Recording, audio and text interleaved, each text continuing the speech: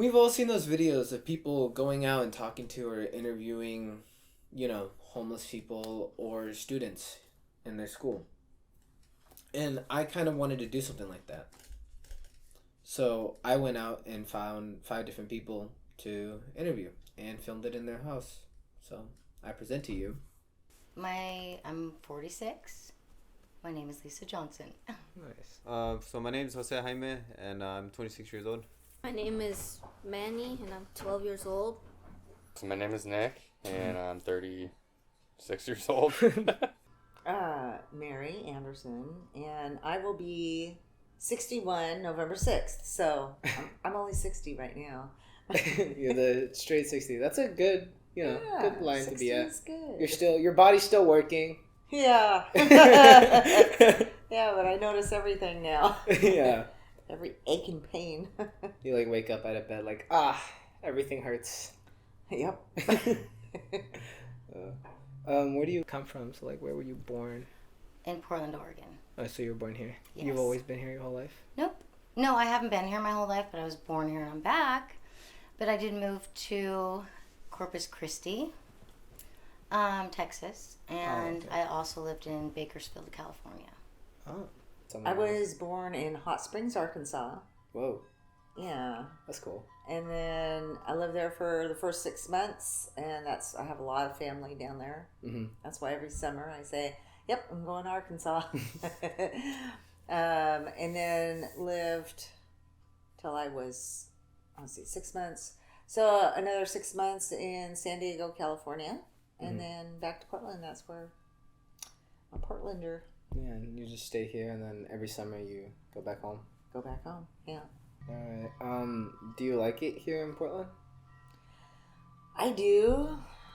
It's nice to get away, though. Portland's real fast, put this way, like when I go back to Hot Springs, it's like time just slows down. People are nicer. They walk by, and say good morning, and they're smiling, and they're more cheerful. We're here, everybody's going to work. Hurry up, get to work. Everyone's got places Hurry to up, get home. Yeah. Yeah, exactly. No. Do you like it here in Portland? I can't really compare it to any other spot because I haven't really lived anywhere else. I did live in Bend, Oregon for a little bit, and I kind of do I like smaller towns. I don't really like the city life too much, but yeah. So something like this is pretty good. It's not a lot, but yeah. For the most part. Would you like it more like a ranch? Yeah, I would like a farm a lot better. A farm? Yeah, Yeah, that's less traffic. Their neighbors aren't so close. Less people. Stuff. Mm-hmm. Yeah. And you have more room to do stuff outside. Yeah, you can just build your own home outside if you wanted to. Yeah, and then you can have animals, dogs can run around and stuff like that. Yeah, there's more freedom to it. Yeah. And you like that. Yeah, exactly. That's fair. Nice. I have thought about moving to Texas, but it's kind of a big change. I have all my family here. Yeah. And I mean, I know mi padrino's over there, but it's just he's kind of distant because I haven't seen him I want to say 8 years. So it's been a while since I last seen him.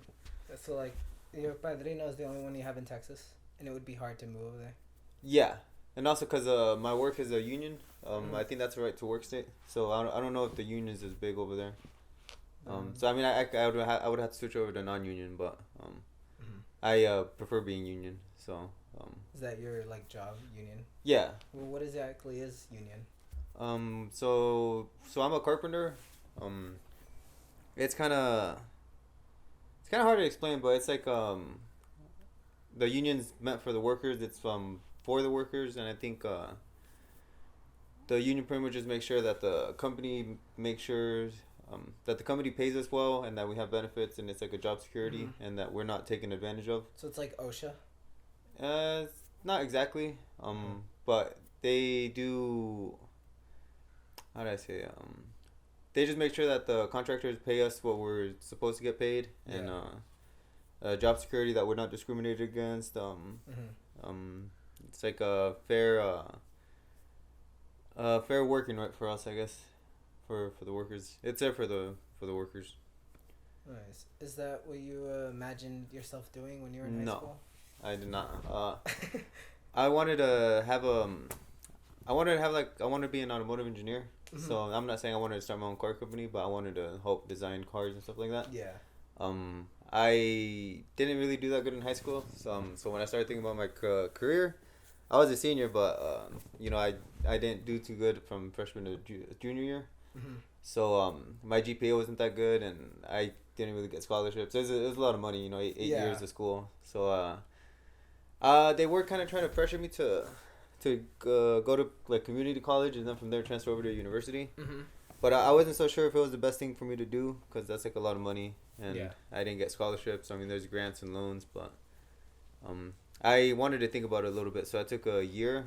It was supposed to be a gap year, and I took that year to work. I wanted to save money so I could start paying for college. Yeah. So I got a job at a warehouse, and it's like, once I started getting money every week, I kind of liked it, and so a year went by, and I ended up leaving that job, but I joined the carpenters union at that point. So I never went back to college. Not back to college. I never went back to school. I didn't even start college, but Do you ever think about what you want to do in the future? Yeah. What kind of job do you want to have? A mechanic for Oh. like cars. Oh, so like an auto mechanic? Yeah. You want to work on cars? Yeah. Have you done like research on stuff like that? Kinda. What's your occupation? I'm a pickup and delivery manager for FedEx. Do they pay good? Pay all right. Good enough to get by. Good enough to get by. That's what's good. What's your dream job? My dream job would be like self-employed. I don't know. Like to have like a farm, or I like working on cars too. It's like a mechanic or something. Yeah. That's cool. What's your occupation? I am a certified medical assistant. Whoa, that's a fancy title. Yes. What exactly do they do? They're the people that bring you back for your doctor's appointments and take your blood pressure, get all your vitals, ask you questions. Basically, that's the role of a medical assistant. However, I work at a nonprofit clinic, so I get to do more. Yeah. I get to give vaccines. I'm the assistant vaccine coordinator there. I'm a trainer, so anytime anybody comes in, I get to train them, the rooming process. When the nurses are busy, I get to do EKGs. What's that? Like check your heart, make sure it's beating right. Oh, okay. Yeah. With a machine, put these little stickies on you, and Oh, yeah. I've seen that. the little heartbeat. Print that out for the doctor. I do LAIs when the nurses are busy, so that's long-lasting injections. And those are usually for people with schizophrenia or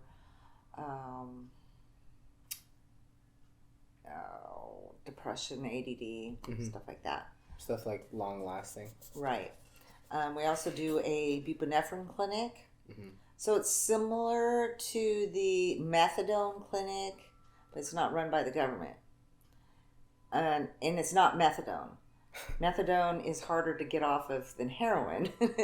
But buprenorphine, you can eventually get off it. And that is for people with opiate addictions. So I work a lot with people who have addictions. Yeah. And I really love that part of my job because I actually get to use a degree I got some years ago, my drug and alcohol counseling degree. So I feel like I can use that degree, and it's not, I don't owe $80,000 for nothing. Yeah. Of course, the counselors get paid less than me, so I can never just go be a counselor. But being able to support those people and see them come in so broken, and I mean, seriously, these are the street people who are sleeping on the street. Yeah. That come in and are trying to get off heroin or fentanyl. And the idea is to harm reduction. So it's not like, hey, you got to quit. This is how you got to quit. Yeah. It's more like, okay, so you take this medicine instead of the heroin. I mean, that's what it started out with. It works for fentanyl, but it's harder. Fentanyl is more addictive, and then we work on their other addictions. So a lot of them have the meth. What they're putting the fentanyl in that too. Yeah. So I mean, it's really hard when they're putting fentanyl in everything. But the buprenorphine helps. It helps the people. I see them come in broken and just like with no hope, and they get on this program, and then I've seen people have jobs now. People have homes. That you've helped? People have places to stay. They're getting mental health help, which is also hard to do, but you have to start somewhere, because there's just no counselors. So, yeah, so it's pretty cool to see them, come in just all broken, in rags, stinky, Looking for help. And starving. You're able to help them. Right. Is that what you imagined yourself doing when you were in high school or like college? I always thought I would be a nurse. I think everyone always thinks they're gonna end up as a nurse when they go to college. Well, the hard part about that is because I like took all my nursing prerequisites, but then to go to apply for school here in Oregon, there's a wait list. Yeah. Even if you have a 4.0 at grade average, there's still a wait list. You still. I knew somebody that had been on the wait list for 2 years, and she had a 4.0. Wow. Yeah, and every time you apply to get into that nursing school, it costs more money. You're looking at like $100 an application. Wow. Yeah. Now you could go to the fast-paced ones that's going to teach you to be a nurse really fast, and pay $40,000 up front. Boom, like that. That's a lot of money. That is. Yeah. Especially to just have on hand. Yeah. That's a Oh, lot of yeah, money. yeah, I'm going to pay that. No, you have to get loans, and student loans run out. Yeah. Yeah. So I'm where I'm supposed to be, though. You like where you are right now? Yeah. That's cool. It's where I'm supposed to be. Do you have like hobbies and stuff? Playing soccer. And Sports? yeah, just most sports. I don't play football. I just don't play football. Just don't play football. Do you like play games and stuff? Like video games? Yeah. Yeah, A lot or just very few? a lot. Like, I think a little too much. You can never have enough, Do you like board games? Yeah. Nice. My sister and a bunch of friends lost most of mine, though. Oh, Like that one. The one that says Dice now. Dice Throne? Yeah, they lost that. Like the pieces inside? Yeah. So are they like separated? Do you guys have your stuff and then their stuff, like board game wise? No. No. She just happens to lose. Like Yeah. Well, that one was mine. I bought it, but like the like Uno and all those type of games, those are just nobody's in general. do you have a favorite board game? Yeah, I like playing like Sequence. Sequence? It's a game. It's a card game. Yeah. No, I've heard about it. I've honestly never have played Sequence, but it looks cool. It's fun. Do you have any hobbies? I don't often do them anymore, but tennis. Tennis? Yeah. Oh, sick. I like tennis too. Yeah. I was on my tennis team in high school. Oh, really? Yeah. Yeah, I was undefeated my junior year. Undefeated. Mm-hmm. I played doubles. Yeah. Wow. Did you guys go far? Yeah. Well, we went to state, but I mean, my senior year, I missed a little bit of school, so I didn't do as good my senior year, but yeah, we did really good our junior year. Shopping around for antiques and things. I like to do that. It's like a bunch of old things. Yeah, just finding good finds, maybe. So like thrifting, but for Yes. like not furniture, like Old antique, neat little trinkety things. like glass jars and like bottles Exactly, things like that. and like fancy dishes. Yeah. And as you saw, I talked to them. I learned a bunch about them individually. I spent a lot of time with them to just talk and learn. But I think the best way to learn about someone is through their hardest experiences. I think it really shows something about a person you learn how they either dealt with it or what exactly they think their hardest experience is. And so I asked them, what do you think is the hardest experience that you've had in your life so far?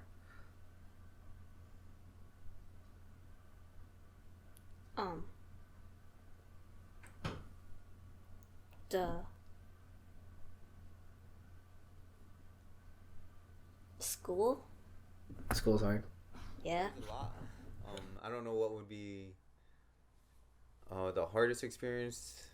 I think one of the hardest experiences I went through was I mean, it's kind of like dumb. It's like a breakup. But I was with a girl for like, I'd say like 9 years, and so when that ended, it's pretty tough. Yeah. But I guess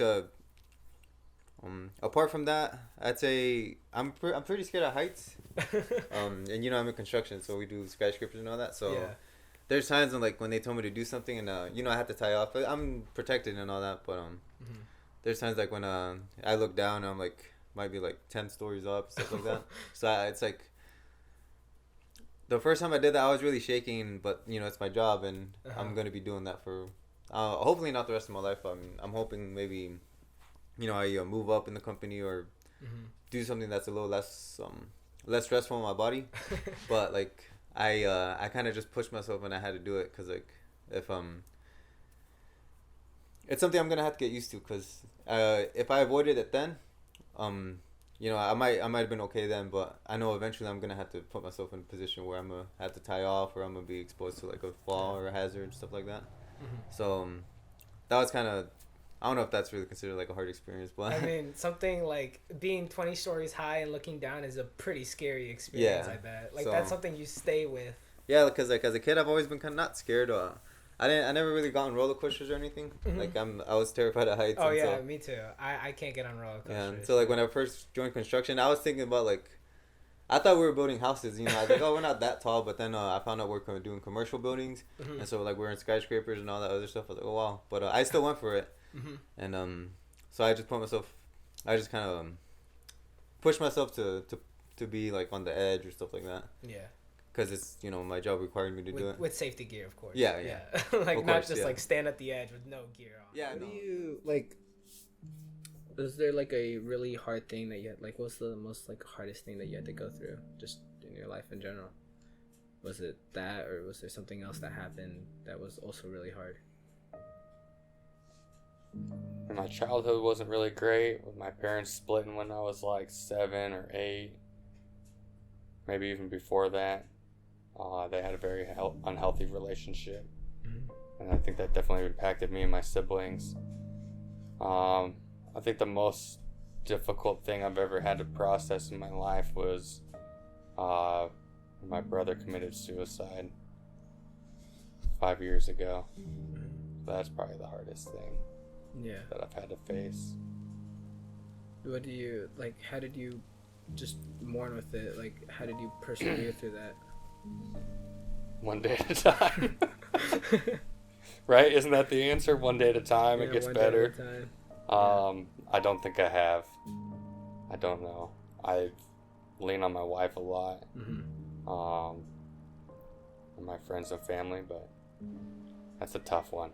So like in general, you just kind of like to reach out to other people. Yeah. It's like always have someone around to be with you so you can get it out and stuff. Yeah. That's a good way. Yeah. It's better to get it out than just hold it in. Yeah, but it's not always easy. Yeah. Yeah. So they say. Yeah. Well, I would say my kids being sick or Madison being sick, but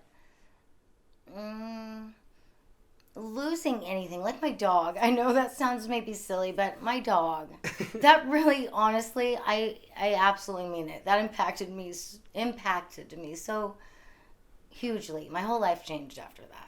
Yeah. For real. It was terrible. Do you remember? The little one? Little Winnie, yeah, the Winnie? little Chihuahua. Yeah. That was like the worst thing, honestly. The worst thing besides Madison being sick. Yeah. Yeah. So that was the hardest thing that you ever had to Ever. Like ever. And Madison being sick, my daughter. I think the death of anything or anyone Yes. is terrible. I really haven't dealt with any death yet, really. Mhm. Like people, but Winnie was like our family. Yeah. I had her before I had kids. Mhm. She went everywhere with me. That's cool. Yeah. So how did you like persevere through that? Well, it was really hard. I just did the best that I could, but I took it really hard. And it just, with time, it just gets better.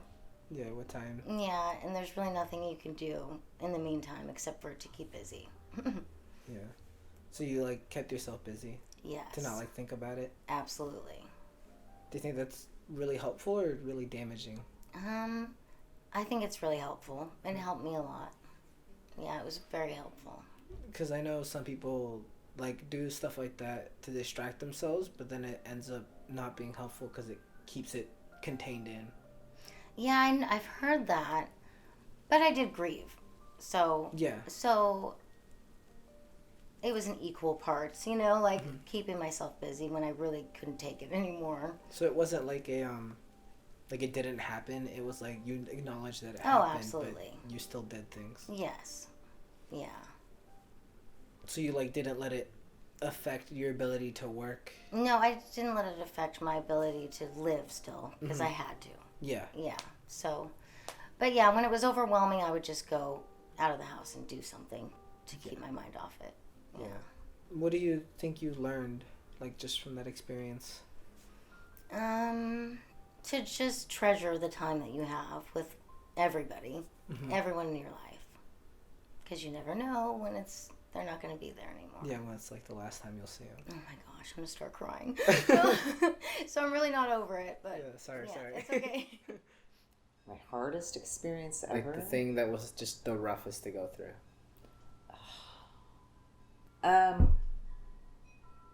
The death of my son. Yeah. That was the hardest thing ever. Mm-hmm. Yeah. Because I couldn't help him. Mm-hmm. I tried to help him. The whole family, we'd have family meetings and we'd try to help him. And you know what? There's not enough services. I mean, you've got the drug and alcohol places you can go to that and stuff. But Rehab. there's no mental health services, or there is, but there's a waiting. Yeah. Some people can't wait. Mm-hmm. I mean, that's quite obvious. Uh-huh. Because we had got him in. We even went to a private. His dad paid for a private intake at a mental health facility, a private place. Mm-hmm. And they're like, okay, when they did the intake, now you're going to have your counseling session in 5 months. Wow. That was exactly 3 months too late. Yeah. So we need more mental health counselors out there. Especially now, I mean, especially since the world went through this COVID thing. I mean, this is my opinion. Yeah. And everybody got isolated. Little kids got isolated. It definitely affected Nobody everyone. knows how to social interact anymore. During the most precious time of a child's life, we're all like locked up. Yeah. Isolating. You don't know how to react. And then there's all those rules. You can't give your friend a hug anymore. You know, don't touch anybody. It's like, oh my gosh, we're humans. You need that touch. I mean, we're touchy people. Yeah. Yeah, so it's just everything's changed. I'm so old school. But I think it is genuinely better that way. I think people, like, we all are inherently just very, like, social people. But Yeah. some of us, like, during the COVID period, lost the ability to be social. Yes. And then some never got the chance to gain the ability to be social. Oh, that's very good. Very good wording. Thank you. So, how did you like persevere through that time period where, Ash? Had it just been God. Had it been Jesus. So serious. Because otherwise, I don't know how. So, I mean, I was very angry. I'm still probably a little bit angry. uh-huh. But at least, I don't know how to explain it. I have no idea how I did it. It was just God and Jesus. He's in a better place. God needed him more than me. which I don't understand how that could be. But apparently, that was the fact of the matter. Is there anything that you learned from this experience? Better understanding. People go through this all the time. Mm-hmm. Have people come in and say, you know, my dad just committed suicide. My son, my daughter, and I can actually tell them, you know what, I do understand what you're going through, and it's not going to get any better. You're not. It's just going to get a little bit more number, and the more you talk about it, the better you're going to feel. So that's what God had me doing. I talk about Ash all the time. Everybody at work knows. We celebrate his death day. We celebrate his birthday still, you know, and he would have liked that. That's like 2 birthdays. That would have been my Ash. And so, after that, I thanked them for their time and left. Now, I don't know if there's anything there is that you're going to take away from this video, but something that I hope it does is it inspires you to go and talk to people, just like all those other videos inspired me to do this. And so, I have to thank you for your time for watching the video, and I hope you have a good rest of your life.